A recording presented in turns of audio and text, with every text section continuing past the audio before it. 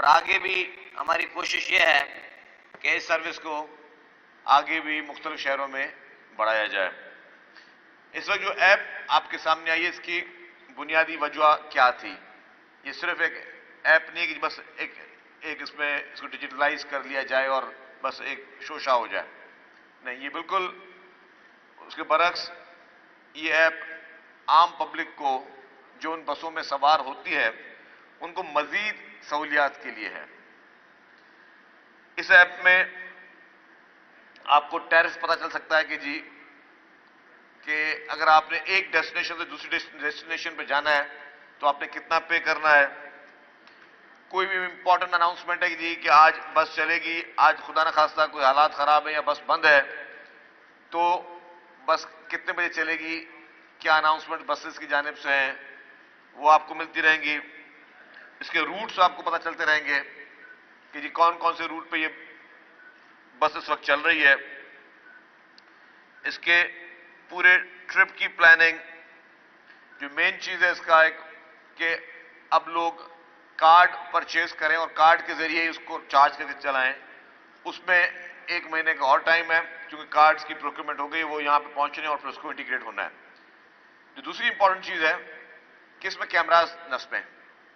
आपकी सिक्योरिटी की खुदा न खास्ता कोई बस में आया, किसी के साथ कोई चोरी की वारदात हो गई, किसी ने कोई और वारदात कर ली, तो वो सारी चीजें रिकॉर्ड हो रही हैं।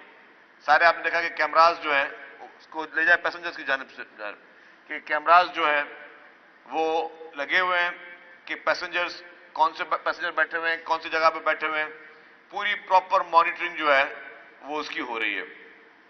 उसके साथ साथ आप देख सकते हैं कि ये हमारा अपना जो कमांड एंड कंट्रोल रूम है कि किस जगह पे इस वक्त बस कहां पहुंची है, वो भी लाइव इमेजेस आ रहे हैं, लाइव वीडियोस आ रही है कि इस वक्त ये बस यहां तक पहुंची है। अभी ये पैसेंजर्स का इस वक्त लाइव चल रहा है कि इसमें ड्राइवर जो है वो गाड़ी किस तरह चला रहे हैं, पैसेंजर्स किस तरह बैठे हुए हैं, पैसेंजर को कोई प्रॉब्लम हो रही है नहीं हो रही है। उसके अलावा अगर आपको कोई कंप्लेंट है कि ड्राइवर का बिहेवियर अच्छा नहीं था, कंडक्टर का बिहेवियर अच्छा नहीं था, तो इसमें एक ऑप्शन है, अगर आप उसको ऐप को खोलेंगे तो उसमें आप उसकी पिक्चर निकाल के भी आप सिर्फ अपलोड कर देंगे यहां पे।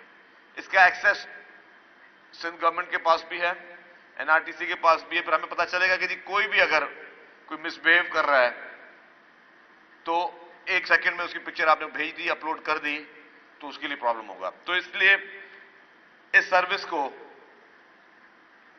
मकसद यह है कि लोगों के लिए मजीद आसानी पैदा की जाए।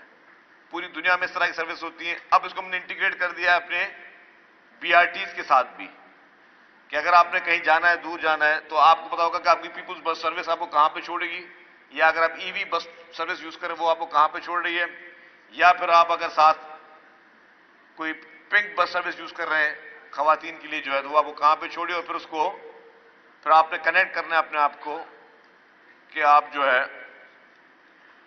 वो अपनी डेस्टिनेशन पहुंचे। फिर आपने ऑरेंज लाइन में सफर करना है तो ऑरेंज लाइन में सफर करेंगे वहां पे, फिर रूट में आपको ग्रीन लाइन आ रही है तो ग्रीन लाइन में सफर करेंगे।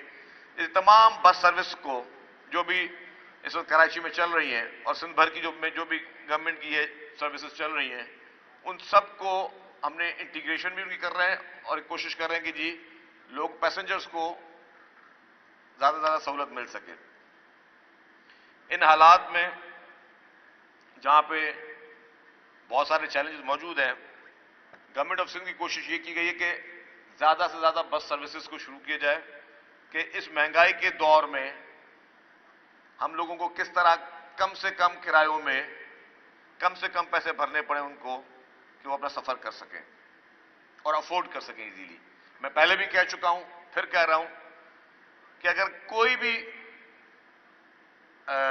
वो शख्स जो बजट बनाता हो वो बना के देख ले कि जिस प्राइस में हम लोगों को सफर करवा रहे हैं 50 रुपए में, और आजकल जो मुल्क में फ्यूल प्राइसेस हैं उसको कंपेयर करना ये इम्पॉसिबल है। उसमें भी पाकिस्तान पीपुल्स पार्टी की हुकूमत सिंध करोड़ों रुपए की हर माह सब्सिडी दे रही है ताकि लोगों पे बोझ ना पड़े, पब्लिक पे बोझ ना पड़े, पब्लिक पे किसी किस्म का कोई ये एक्स्ट्रा बर्डन ना आए कि पब्लिक को कोई तकलीफ हो। और इस सर्विस को मजीद बढ़ाया जा चुका है। कराची जो कि इस मुल्क की शहर है, कराची में और मजीद ट्रांसपोर्ट की बहुत जरूरत है। हुकूमत सिंध की टॉप प्रायोरिटी है, खासतौर पर वजीर आला सिंध सैयद मुराद अली शाह साहब, उन्होंने अपनी प्रायोरिटी में रखा हुआ है कि जी कराची के ट्रांसपोर्ट सिस्टम और सिंध भर के ट्रांसपोर्ट सिस्टम को मजीद इंप्रूव करना है और इसमें मजीद सर्विसेज भी शुरू की जा रही हैं। अभी इसी महीने जुलाई में नेक्स्ट मंथ हमारी और मजीद बसेज आ रही हैं, मजीद पीपुल्स बस सर्विस की रेड बसेज आ रही हैं और मजीद पीपुल्स बस सर्विस की फेज 2 की ग्रीन बसेज आ रही हैं। तो ये अल्हम्दुलिल्लाह ये क्रेडिट सिंध हुकूमत को और खासतौर पर मैं कहूँ कराची को जाता है कि पहली ईवी बस सर्विस भी कराची में चली, पहली पिंक बस सर्विस भी कराची में चली और इंशाअल्लाह ताला जो मजीद हमने कोशिश की है कि हम ईवी टैक्सीज शुरू करें और लोगों को मजीद सहूलत के लिए, वो भी इंशाअल्लाह Karachi will be the first city जो ये सहूलत पाकिस्तान में शुरू करेगा, क्योंकि ट्रांसपोर्ट डिपार्टमेंट और हुकूमत सिंध के अंडर काम कर रहा है। इनकी पूरी कोशिश यह है कि हम लोगों को की जिंदगी को कैसे आरामदेह बना सकते हैं। इस वक्त दो बड़े इंपॉर्टेंट प्रोजेक्ट हैं, एक red line BRT, red line BRT के सीईओ भी सामने बैठे हुए हैं। रेड लाइन बीआरटी पे दिन रात काम हो रहा है, बीच में ये फाइनेंशियल इश्यूज और जो महंगाई उसमें थोड़ा बहुत स्लो हुआ, लेकिन प्रायोरिटी है कि जल्दी उसको कंप्लीट किया जाए। ये भी कराची के अवाम के लिए पाकिस्तान पीपुल्स पार्टी के सिंध हुकूमत का बहुत बड़ा तोहफा है। ये हम एशियन डेवलपमेंट बैंक की जानिब से बनाए रहे हैं और बीआरटी में ये एक अच्छी बीआरटी होगी, बड़े रूट की बीआरटी होगी और उससे पूरे पाकिस्तान की ये भी वाहिद बीआरटी होगी जो कि पहली बीआरटी होगी जो कि बायोगैस पे चल रही। तो बायोगैस पे बसेस जो हैं वो यहां चलेंगी जो कि माहौल दोस्त होंगी। उस बायोगैस प्लांट के लिए भी जगह का तो जो पहले हो गया था उसकी पोजीशन वगैरह भी ले ली गई है, उस पर भी काम चल रहा है कि हम बायोगैस प्लांट भी पैरेलल शुरू करें। तो आप ये देखें कि कराची के लिए हुकूमत सिंध क्या करे। इसी तरीके से जो येलो लाइन बीआरटी है वो भी एक बहुत बड़ा कराची के लिए मैं समझता हूं कि तोहफा है। जो लोग तनकीद करते हैं कि जी कराची पे खर्चा हो रहा है या नहीं हो रहा है, ये सिर्फ मैं दो प्रोजेक्ट बता दूं आपको, रेड लाइन बीआरटी का और येलो लाइन बीआरटी का, तो अराउंड हो सकता है मेरी फिगर थोड़ी बहुत ऊपर नीचे गलत हो, ये 200 अरब रुपए तक के प्रोजेक्ट हैं जो सिर्फ और सिर्फ हुकूमत सिंध दे रही है आपको कराची के लोगों को। ये रकम ऊपर नीचे हो सकती है लेकिन मैं बताऊं मिनिमम 200 अरब रुपए के प्रोजेक्ट हैं, रेड लाइन बीआरटी और येलो लाइन बीआरटी। तो आप ये देखें कि हुकूमत सिंध की प्रायोरिटी क्या है। जो अवामी हुकूमतें होती हैं, जो अवामी के वोटों से आती है, जिनको सिर्फ पॉलिटिक्स नहीं करनी है, सिर्फ इलेक्शन की बातें नहीं करनी है, हुकूमत सिंध ने बात करनी है तो बात करनी है कि जी लोगों को हम रिलीफ कैसे दे सकें, लोगों को किस तरीके से डोर स्टेप पे रिलीफ पहुंचाया जा सकता है। क्योंकि आप मैंने जिस तरह पहले कहा कि इस वक्त मुल्क को बहुत बड़े चैलेंजेस हैं, मुल्क को बहुत ज्यादा संगीन इकोनॉमिक सिचुएशन का इस वक्त सामना है। उस सिचुएशन में हमें बड़े अहम फैसले करने होंगे। उस सिचुएशन में पूरे मुल्क को, पूरे पाकिस्तान को इकट्ठा होकर एक नेशन के तौर पर हमें फैसले करने हैं जिससे हम मुल्क की मईशत को बेहतर कर सकें। ये छोटी सी बात नहीं है। मैं समझता हूं कि इस वक्त अगर पाकिस्तान भर का कोई सबसे अहम मसला है, कोई सबसे बड़ा अहम इशू है, तो वो ये नहीं है कि जी अगली हुकूमत किसने बनानी है, वो ये नहीं कि कौन सी पार्टी ने जो है वो कितनी सीटें इलेक्शन में लेनी है। पाकिस्तान का इस वक्त मसला ये नहीं है कि हमें बाकी चैलेंजेस क्या हैं। इस वक्त पाकिस्तान का सबसे अवलीन मसला वो है मईशत की अपने पैरों पे खड़ा होना, और शायद चंद लोग ही इस चीज को समझते हैं कि वो हमारी एक रीढ़ की हड्डी है। इस वक्त पाकिस्तान की मईशत पाकिस्तान की रीढ़ की हड्डी है और इस पे मैं समझता हूं कि तमाम स्टेक होल्डर्स को, पाकिस्तान में तमाम स्टेक होल्डर्स को मिल बैठकर इस मुल्क की मईशत के बारे में सोचना होगा। तमाम स्टेक होल्डर्स को एक ज्वाइंट पॉलिसीज बनानी पड़ेंगी कि हम कौन कौन से सेक्टर को आज दिन तक हम छोड़कर बैठे हुए हैं, कौन कौन से हमारे मुल्क में ऐसी चीजें हैं जिसको हम लोग अभी तक पीछे रखकर बैठे हुए, लेकिन हां अगर अब हम चाहें तो उन चीजों को आगे लेकर जा सकते हैं। उस पर ध्यान देना पड़ेगा हमें कि कौन कौन से ऐसे फील्ड हैं जिसको हमने शायद अभी तक प्रायोरिटी नहीं दी है। एग्रीकल्चर आपके मुल्क की रीढ़ की हड्डी है, उसको आपको अपने पैरों पे खड़ा करना होगा, क्योंकि आप उसी एग्रीकल्चर से अपनी एक्सपोर्ट्स को बढ़ा सकते हैं। जो मिनरल्स हैं आपके माइंस एंड मिनरल्स, अल्लाह ताला ने पाकिस्तान को हर नेमत से नवाजा है। हमारी माइंस और मिनरल्स जो है उसमें हर बलूचिस्तान में आपको बहुत सारी माइंस मिनरल्स मिलेंगी। सिंध माला माल है माइंस एंड मिनरल्स से। हमारे पास ग्रेनाइट है, हमारे पास चाइना क्ले है जिससे ये चाइनीज बर्तन बनते हैं, हमारे पास कुदरती हर मादनियात अल्हम्दुलिल्लाह हमारे पाकिस्तान में मौजूद है, हमारे पंजाब में पोठवार बेल्ट में मौजूद है, हमारे खैबर पख्तूनख्वा में मौजूद है। आपके पास कॉपर है, आपके पास ग्रेनाइट है, आपके पास मार्बल है, आपके पास हर चीज वो मौजूद जिसको आप एक्सपोर्ट करके इस मुल्क के आप माली मसाइल हल कर सकते हैं। हमें वो जो हमारी फील्ड्स जिस पे हमने अभी तक इतना ध्यान नहीं दिया उसमें हमें ध्यान देना पड़ेगा। हमें एग्रीकल्चर में अपनी यील्ड को बढ़ाने के लिए काम करना होगा कि जितना भी पानी हमारे पास मुहैया है हम किस तरीके से हमें यील्ड बढ़ाएं कि हमारी पैदावार ज्यादा हो और हम अपने मुल्क को और मजीद इकोनॉमी को बेहतर कर सकें। उसके लिए मैं समझता हूं कि पाकिस्तान पीपुल्स पार्टी वाहिद जमात है जिसके पास इसके सॉल्यूशंस हैं, और हम सबको मिलकर हमारी जितनी भी पॉलिटिकल पार्टीज हैं, चाहे वो हुकूमतों में हो, चाहे वो अपोजिशन में हो, चाहे वो पार्लियामेंट में हो, चाहे पार्लियामेंट से बाहर हो, या वो जमातें जो कि नाराज भी बैठी हो, सबको मिलकर तमाम स्टेक होल्डर्स को मिलकर इस मुल्क के लिए एक स्ट्रॉन्ग इकोनॉमिक पॉलिसी बनानी पड़ेगी। और वो शॉर्ट टर्म पॉलिसी नहीं होगी, वो होगी आपकी लॉन्ग टर्म पॉलिसी। मिनिमम 10 साल की पॉलिसी हम इंट्रोड्यूस कराएं कि हम ये 10 साल का प्लान है, फिर कोई भी हुकूमत हो उस 10 साल में, ए पार्टी हो, बी पार्टी हो, सी पार्टी हो, कोई भी हुकूमत हो, उस 10 साल के प्लान पर काम करे कि जी ये 10 साल का हमारे पास एक रोड मैप है। चाहे एक हुकूमत 2 साल रहती है, एक हुकूमत 5 साल रहती है, लेकिन जो भी पार्टी है वो रोड मैप वही फॉलो करे जो इस मुल्क की इकोनॉमी को बेहतर कर सके। मैं एक छोटा सा मिसाल दूं, मुझे साल तक हुआ है ट्रांसपोर्ट मिनिस्टर, मेरी जितनी भी मीटिंग हुई है फॉरेन कंपनी से, सबको मैंने एक चीज कही है, मैंने कहा जी सिंध हुकूमत आपको जमीन फ्री में देगी, आप जो है यहां पे प्लांट लगाएं बसेस की मैन्युफैक्चरिंग का। आज जो बसेस हम डॉलर्स देकर इंपोर्ट कर रहे हैं, और डॉलर के रेट्स भी आपको पता है क्या रेट्स होते जा रहे हैं, अगर यही बसेस यहां पे बने तो हमारा ज़राए मुबादला बचेगा। जब यहां मैन्युफैक्चरिंग इन बसेस की होगी तो यहीं पे आपके लोगों को रोजगार मिलेगा, हमारे भाइयों बहनों को रोजगार मिलेगा। ये आपको सोच रखनी चाहिए, ये हमें सोच रखनी चाहिए कि हम इंडस्ट्रियलाइजेशन को किस तरह बढ़ाएं, किस तरह इंडस्ट्रीज को ये मौका दें, इन्वेस्टर्स को, इंटरनेशनल इन्वेस्टर्स को मौका दें, आए हमारे मुल्क में सरमायाकारी करें। और मेरी हर मीटिंग में मेरा पहला एजेंडा ये होता है, किसी भी फॉरेन कंपनी में मीटिंग को पहले कहता हूं जी कि मैं आपको गवर्नमेंट ऑफ सिंध की जानिब से ये आपको गारंटी देता हूं कि जी गवर्नमेंट आपको फ्री ऑफ कॉस्ट जमीन देगी। जो भी फेडरल गवर्नमेंट से हमें आपको टैक्सेस की मद में, इंपोर्ट की मद में जो आपसे फेवर्स चाहेंगे वो हम आपको लेके देंगे कि आप यहां पे प्लांट लगाएं, आप यहां पे मैन्युफैक्चरिंग करें।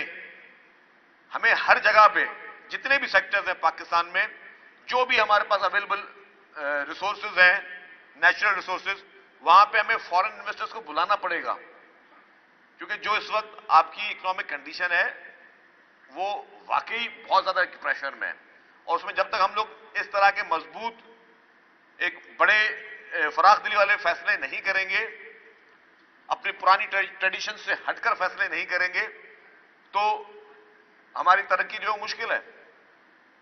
क्योंकि खुदा न खासा कल को अगर कोई भी फैक्ट्री बंद होती है तो किसी को अंदाजा है कि एक फैक्ट्री बंद होने से कितने हजार खानदान जो हैं वो भूखे हो जाते हैं, उनकी तनख्वाहें बंद हो जाती हैं, उन लोगों के लिए कितने मसाइल हैं।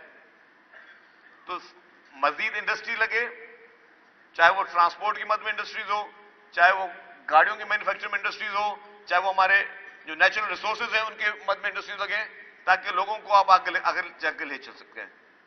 तो यही हमारी प्रायोरिटी होनी चाहिए। मैंने ट्रांसपोर्ट में कहा मेगा प्रोजेक्ट्स, यकीनन मेगा प्रोजेक्ट्स, अरबों रुपए के मेगा प्रोजेक्ट्स कराची के लिए और सिंध के दीगर अजला के लिए रखे गए हैं। इंशाल्लाह और भी होंगे। हमें अपने सबने मिलकर साथ जो है अपने इन सारी चीजों को आगे लेकर चलना है। हमारी ये कोशिश होनी चाहिए कि हमारे मुल्क में हम तमाम चीजों की हिफाजत करें। इन बसेस की हिफाजत करें, इन बसेस में लगे हुए कैमरा सिस्टम, इनकी हिफाजत करें। हम ये ना करें कि अपनी चीजों को नुकसान पहुंचाएं। जैसे अनफॉर्चुनेटली हमारी यही बसें, जिसको हर कोई इन बसें से मुझे ये खुशी है कि हमारी पब्लिक भी इन बसें से प्यार करती है, लेकिन चंद शरपसंदों ने इन बसेस को भी आग लगाई। हमारी 3 बसेस जो हैं उनके शीशे तोड़े गए, वो इस वक्त फंक्शनल नहीं है, और वह एक बस को बिल्कुल आग लगा दी गई।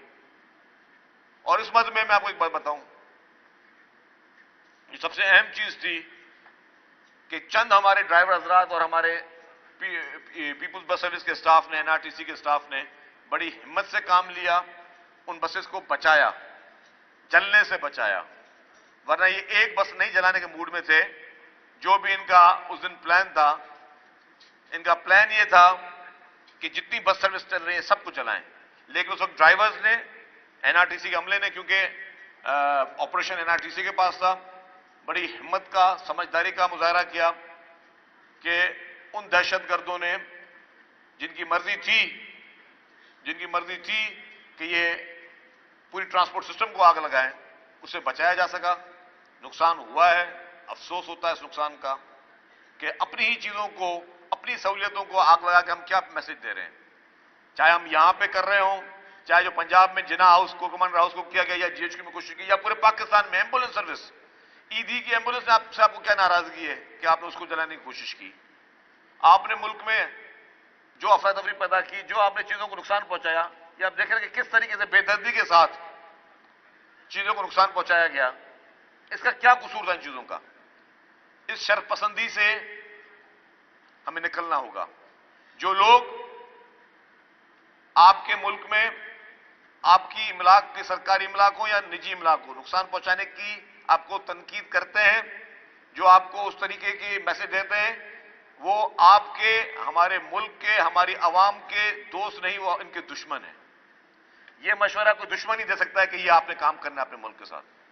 वरना यही पॉलिटिकल पार्टीज, यही पीटीआई लंदन में भी है, इन्होंने अपने यूनिट अमेरिका में भी खोले हुए, वहां तो हरकतें करके दिखाएं।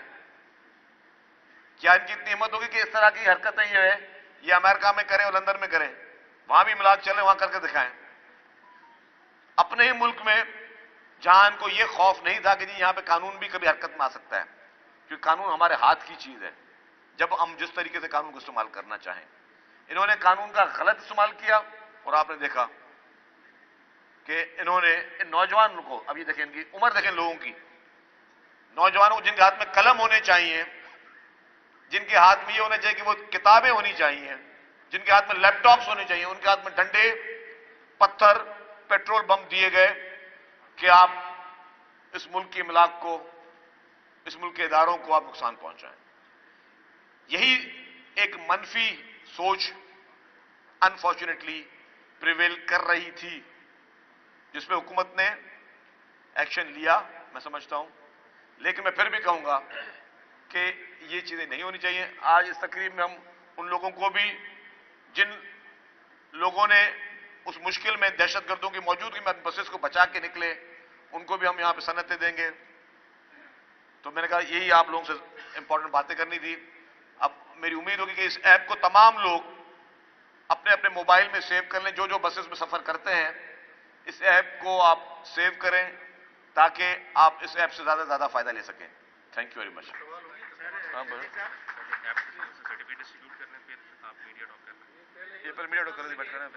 अच्छा शर्जील साहब, ई बसों का एक मसला है, पहले निशानदेही करवाई थी, चार्जिंग का एक बड़ा इशू है। अगर ये मसला हल नहीं हुआ, ये ईवी बसें तो आपकी बैठ जाएंगी, क्या करेंगे इसका? देखिए जी, इंशाल्लाह कोई भी बस को बैठने नहीं देंगे। ये नए नए तजुर्बे डेफिनेटली हम पाकिस्तान में कर रहे हैं। मैंने कहा कि पहले भी कभी भी ईवी बस पाकिस्तान में नहीं आई, हम पहले थे जो इन्होंने ये सर्विस शुरू की है। चार्जर्स का इशू है हमारे पास। आपको पता है कि यहाँ पे पावर की जो फ्लक्चुएशन है के इलेक्ट्रिक की, के वोल्टेज कम आना और ज्यादा आना, उसकी वजह से हमारे चार्जर्स का कोई प्रॉब्लम हो गया था। लेकिन मेरे साथ बैठे हुए हैं बस ऑपरेटर्स, उन्होंने कहा है कि 27 तारीख को हमारे चार्जर्स जो हैं वहां 27 तारीख को फ्लाई करेंगे। तो बाय एयर मंगवाए हमने, इसीलिए हमने कहा कि जी कि अगर वो कार्गो के जरिए मंगाते तो ज्यादा टाइम लगता शिप के जरिए, तो बाय एयर मंगाया गया है ताकि वो 27 तारीख को वो सारे आ जाएं और हम उसको दोबारा चला सकें। अच्छा छत्तीस साहब, कराची शहर में बसेज माशाल्लाह एक अच्छा इक़दाम है आपका, लेकिन आपने खुद ही जो वीडियो चलाई उसमें आपने देखा कि बहुत ज़्यादा तादाद है लोगों की जो खड़े हैं, और इसकी तादाद बढ़ाने के लिए आप क्या कर रहे हैं? और इसके साथ साथ कोई ऐसी ऐप भी होगी कि जब जैसे ईद आ रही है और ट्रांसपोर्टर मनमाने किराए लेते हैं, लोगों को लूटते हैं, अगर किसी को कोई शिकायत हो, किसी ज़्यादा किराया लिया गया हो, तो वो ऐप के जरिए आपको इन्फॉर्म करें। बिल्कुल जी, देखिए दो किस्म की है ना, ये ऐप है जो कि हमारी पीपुल्स बस सर्विस और जितनी भी हमारी नई टेक्नोलॉजी बसेज हैं पीआरटीज को कर रही है टैकल। जो प्राइवेट ट्रांसपोर्ट डेफिनेट उसमें ये कैमरा, उसमें सिस्टम, उसमें ऐप नहीं चल रही है क्योंकि मुख्तलिफ ट्रांसपोर्टर्स प्राइवेट ट्रांसपोर्टर्स हैं। लास्ट ईद में ये भी पहली दफा हुआ है पाकिस्तान की हिस्ट्री में कि हमने अपने ट्रांसपोर्ट डिपार्टमेंट को मुतहरिक किया मोटरवे पुलिस के साथ, ट्रैफिक पुलिस के साथ।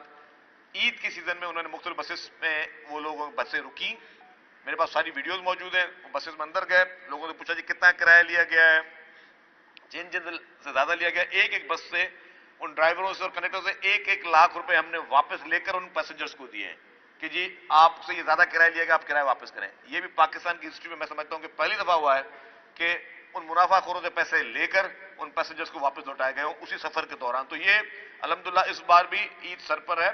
हमारी कोशिश ये होगी कि कहीं पे हमारी टीम दोबारा मुतहरिक हो और कहीं पे भी किसी को जो है इस तरीके से ज्यादा किराया या मुनाफाखोरी की इजाजत ना दी जाए। ये बता दीजिएगा कि आपने सर्विस शुरू की है, बहुत अच्छी सर्विस है, लेकिन उसमें एक छोटा सा प्रॉब्लम ये आ रहा है कि जो खवातीन कंडक्टर्स हैं उनके लिए वॉशरूम कहीं नहीं है। अगर टावर पे अगर वो 2 घंटे या 1 घंटा खड़ी रहे तो वो मिजाजी मस्जिदों में जाती है। तो इस हवाले से आप क्या समझते हैं, कोई वॉशरूम? देखिए हमारे जितने भी डेपोज हैं वहां पे मौजूद हैं और मजीद जहां पे शिकायत होंगी उसको भी हम करेंगे हल। शकील साहब ये बताइएगा, यार खवातीन को भी मौका दे देना पड़ता।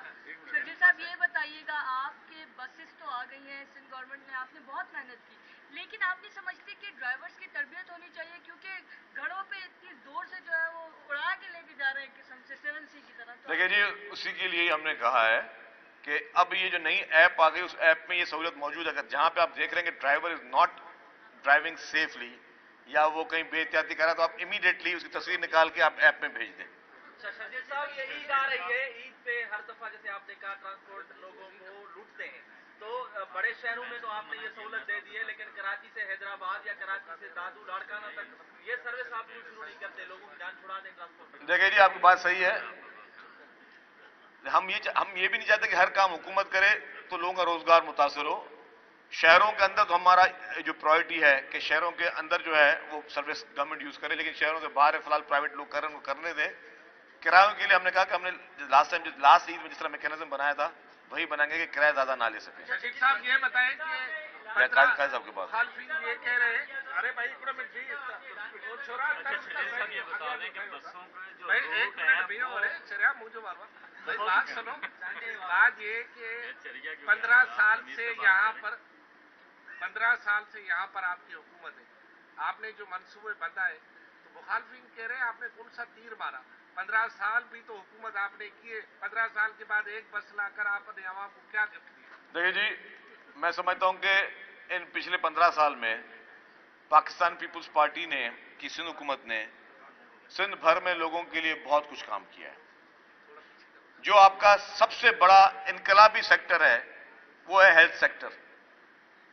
पूरे पाकिस्तान में वाहिद शहर है कराची जहां पर best medical services free of cost है, जिसमें आप NICVD देख लें, आप साइबर नाइफ देख लें, आप इन्फेक्शन डिजीज हॉस्पिटल देख लें, आप गंबट में जो हमारे सिंध में है गंबट में देख लें, जिस तरह आप लिवर और लंग्स दोनों का ट्रांसप्लांट हो रहा है, ये पूरे पाकिस्तान में कहीं नहीं हो रही चीजें। तो हेल्थ सेक्टर में अल्हम्दुलिल्लाह वी आर द बेस्ट, और इसको हम ओपन डिबेट पे भी छोड़ते हैं, कोई किसी बात बेस्ट और चीजें तो हमें बताएं, और इसी से हम पूरे पाकिस्तान के लोग इलाज कराने आपके पास आ रहे हैं अल्हम्दुलिल्लाह। हम ये नहीं उसमें कोई नहीं रख सकते कि आप अगर किसी और शहर से आ रहे हैं, किसी और सूबे से, नहीं, पूरे पाकिस्तान से। और कहीं कहीं पे आपके साइबर नाइफ में तो लोग अफगानिस्तान और ईरान से भी पेशेंट्स जो हैं वो रिपोर्ट हुए हैं, जो आपके पास फ्री इलाज करवाने आ रहे हैं, जिसके 60-60 हज़ार डॉलर जो हैं वो लिए जाते हैं। तो इस तरीके से रोड सेक्टर पे काम हो रहा है। कराची का कचरा हमेशा मशहूर था कि कराची में कचरा बहुत नजर आता है।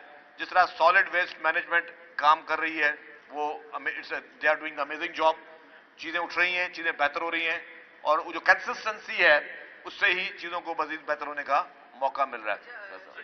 काजी साहब ट्रांसपोर्ट का ये पब्लिक ट्रांसपोर्ट बसों का एक बड़ा मसला काफी हद तक हल हो रहा है, लेकिन सर्कुलर रेलवे भी इसी शहर में एग्जिस्ट करती है, तो स्विच गवर्नमेंट इसके लिए क्या कर रही है? और दूसरी बात ये कि सियासी सवाल है कि पीडीएम में जो शामिल जमात हैं उनको आपने जबरदस्ती इलेक्शन की तरफ भेज दिया है। वो शायद इलेक्शन में जाने नहीं चाह रहे थे, लेकिन आपने उनको इलेक्शन में भेज दिया, तो आपके ये साझगार माहौल था या उनको किस तरह का है? नहीं, जो पहली आपने बात की सर्कुलर रेलवे, ये भी जी जब तक तहरीक इंसाफ की हुकूमत थी, चीफ मिनिस्टर सिंध कहते रहे कि सर्कुलर रेलवे को प्रोजेक्ट को आगे बढ़ाया जाए, लेकिन उस वक्त वज़ीर आज़म ने नहीं किया। जैसे शहबाज शरीफ साहब आए तो सैयद मुराद अली शाह साहब ने उनसे कहा कि जी सर्कुलर रेलवे को बराए मेहरबानी सीपेक का हिस्सा बनाया जाए, जिसमें उन्होंने हामी भरी, और अब उसकी चीजें आगे बढ़ रही हैं। फेडरल गवर्नमेंट क्योंकि ज्यादा देखता है इस चीज को, टॉपिक, इस सब्जेक्ट को, और सिंध गवर्नमेंट को कहा गया कि जी हमने ये कहा कि ये एक तो सीपेक का हिस्सा बनाए और ये प्रोजेक्ट पूरा दे दें सिंध गवर्नमेंट को, जिसमें फेडरल गवर्नमेंट राजी हो गई है। अब डेफिनेटली आगे इस चीज को बढ़ाया गया है, काफी इसका ट्रैक भी खाली किया गया है। चीफ मिनिस्टर साहब ने रिसेंटली भी उसकी मीटिंग रखी थी केसीआर की। तो ये अगर कराची सर्कुलर रेलवे प्रोजेक्ट हो गया तो मैं समझता हूँ कराची का 90% मसला जो है वो हल हो जाएगा, और बहुत उम्मीद नजर आ रही है कि प्राइम मिनिस्टर साहब भी इसमें बढ़ चढ़कर कोशिश कर रहे हैं, और चीफ मिनिस्टर साहब जो है डेफिनेटली उन्होंने पूरे प्रोजेक्ट की ओनरशिप लेने के लिए वो तैयार बैठे हैं। इसी के तसल्सल में ये बता सकते हैं कि इंटीग्रेटेड ट्रांसपोर्ट सिस्टम कब तक बन जाएगा? आप लोगों के जहन में क्या टाइमलाइन है कि इंटीग्रेटेड, जिसमें केसीआर भी है, बीआरटीज भी है? देखिए जी, मैंने आपको बताया ना, आपने शायद मेरी बात सुनी नहीं, कि feeder routes integrated transport system ITS हमारा लॉन्च हो चुका है। इसको हमने कनेक्ट कर दिया है अपनी BRTs के साथ भी।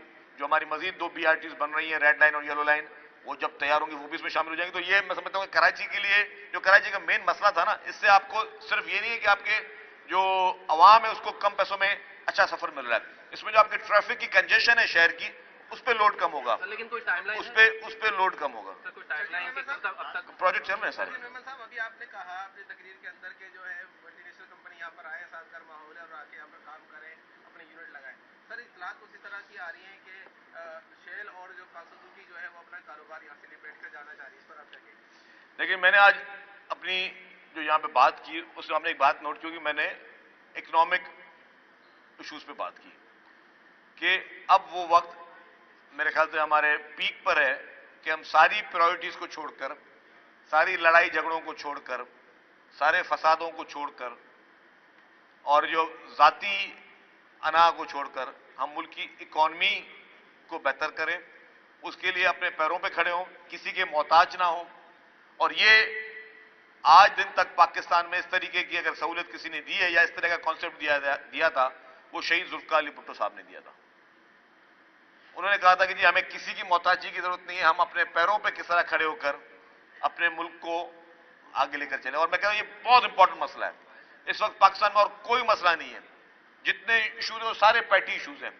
अगर कोई चीज इस वक्त पाकिस्तान में इंपॉर्टेंस रखता है तो आपके मुआशी इशू रखता है, आपकी मईशत रखती है। उसके लिए मैं फिर दोबारा दोहरा रहा हूं, जिस तरह आपने कहा कि कुछ कंपनीज जा रही है, एक फैक्ट्री, ये तो आपने बड़े बड़े कंपनीज ले ली ना, एक छोटा भी कोई बिजनेसमैन, मतलब एक बंदा एक अपनी फैक्ट्री बंद करता है तो कितने सैकड़ों हजारों लोग जो है बेरोजगार होते हैं, और उन हजारों लोगों के पीछे खानदान कितने बेरोजगार होते हैं। तो हमें अभी सारी प्रायोरिटियां रखनी चाहिए कि हम अपने मुल्क को में किस तरीके से इसको आगे लेकर चलें और लॉन्ग टर्म पॉलिसी बनाएं, हम शॉर्ट टर्म पॉलिसी न बनाएं। पॉलिसी ये बनेगी कि कम से कम 10 साल की इकोनॉमिक पॉलिसी हो, सब अग्री करें, और जो भी हुकूमत आए उसमें क्रेडिट कोई ना ले कि ठीक है यार ये मेरा प्रोजेक्ट था या उसका था। जो भी हुकूमत है वो उस प्रोजेक्ट को ओनरशिप दे और उस प्रोजेक्ट को आगे लेकर चले। ये नहीं हो जिस तरह माजी में होता रहे कि जी एक गवर्नमेंट है उसने एक प्रोजेक्ट चलाया, दूसरी पॉलिटिकल गवर्नमेंट है उसने कहा यार ये तो फलाने लीडर ने अनाउंस की थी तो अब उसको बंद कर दिया। पता चले कल को खुदा न खासा कोई और यहाँ पे बैठा हो किसी और पार्टी की हुकूमत बोले जी ये ट्रांसपोर्ट सर्विस बंद कर दो क्योंकि ये तो पीपुल्स पार्टी लेके आई थी। नहीं है ये पब्लिक के पैसों की चीजें पब्लिक के लिए है। एनआईसीवीडी पब्लिक के पैसों की चीजें पब्लिक के लिए आई है। तो इस तरीके से माजी में जिस तरह पीटीआई वालों ने एनआईसीवीडी को बंद करने के चक्कर में भी थे ये लोग, जिसके आज दिन तक हम बात करें 46 चेस्ट पेन यूनिट पूरे सिंध भर के मुख्तलिफ जिला में मौजूद है, वो एनआईसीवीडी को बंद करने के चक्कर में भी थे। तो ये पॉलिसी अब खत्म होनी चाहिए, हमें पॉजिटिव सोच के साथ आगे बढ़ना चाहिए।